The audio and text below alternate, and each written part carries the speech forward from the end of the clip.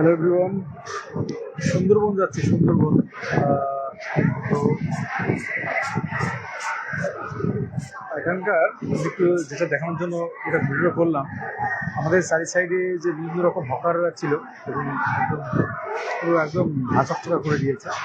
কোথাও কোনো হকার নেই। যদি ব্যাকের দিকে যাই, পিছনের দিকে দেখুন, কোথাও কোনো হকারের কোনো গল্প নেই, কোনো দোকানপাট কিচ্ছু নেই, সব উঠিয়ে দিয়েছে। আর পিছনে যেগুলো দেখছেন, এই যে কয়েকটা দোকান রয়েছে, এই যে দোকানগুলো দেখতে পাচ্ছেন, এই দোকানগুলো কিন্তু ওই সরকারকে টাকা দিয়ে বসা যেটা মতো। অর্থাৎ মানে বিষয়টা সরকার বলতে চাইছে যে তোমরা বসো, কিন্তু আমাদের টাকা দিয়ে বসো, ফ্রি ফ্রি নয়। তেমনই, কারণ এই যে দোকানগুলোতে রয়েছে না, এই দোকানগুলো দেখুন, দোকানগুলো রয়েছে, তারপর তোমার এইগুলো রয়েছে না। তো বিষয়টা হচ্ছে অ্যাকচুয়ালি যারা বড় লোক, তারা আরো বড় লোক হচ্ছে, যারা গরিব তারা গরিব হচ্ছে, এই হচ্ছে বিষয়টা।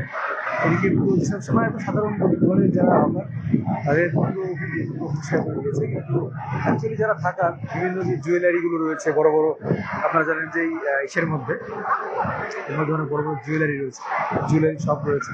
তো সেই সমস্ত জুয়েলারি শপ কিন্তু রয়েছে, সেগুলো কিন্তু সরেনি, সেগুলো কিন্তু রয়েছে। আমি এখন সাউথের সে লাইনে দাঁড়িয়ে আছি, ট্রেনের অপেক্ষায় আছি। ক্যানিং লোকালটা ধরবো।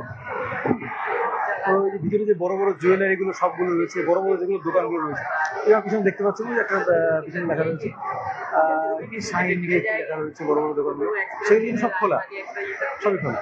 শুধুমাত্র এই প্ল্যাটফর্মের উপর দিয়ে যে সমস্ত অসহায় সাধারণ মানুষের যেগুলো ছিল, সেগুলোকে বন্ধ করা হয়েছে, এটাই।